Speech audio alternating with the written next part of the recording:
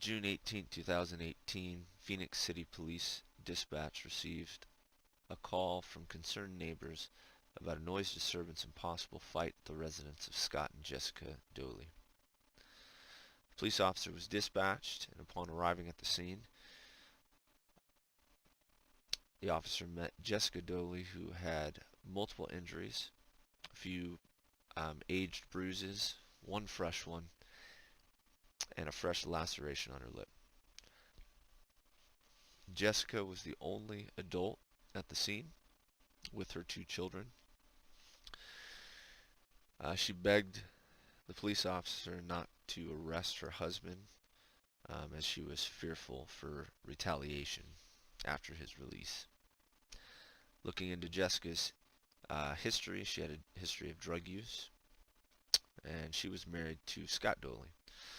Scott Doley fled the scene prior to law enforcement arriving. His criminal history involved assault with a deadly weapon on a previous romantic partner. Scott has never taken ownership for his actions. He's always believed that it's a justified response to the way people talk to him, specifically significant others. His criminal history shows that he has a pattern of recidivism, especially while under the influence of alcohol. In the state of Arizona, for domestic violence charges, an officer is required to make an arrest of an offender who is accused of domestic violence if there is physical violence visible. A couple additional charges that could be put on Scott would be assault, which is a Class 1 misdemeanor, and disorderly conduct, which is also a Class 1 misdemeanor. The police officers searched the nearby area and found Scott at a nearby park, still inebriated and belligerent. Police officers made an arrest of Scott Doley, and in their report mentioned his belligerence and his prior criminal history. Additional charges that were added were the noise complaint and the fighting.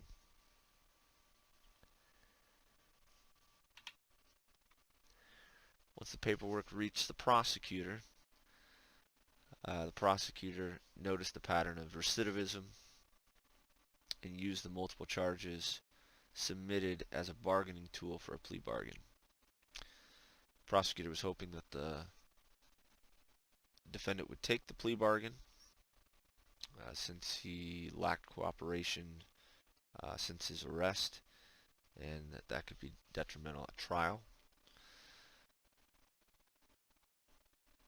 Prosecutor also was going to add that admitting to domestic violence, the offender would receive treatment, and that would be required by state law. Scott Doley did not take the plea bargain. He did not believe that he had done anything wrong. And as he stood before the judge also looked at his pattern of recidivism and had a few decisions to make.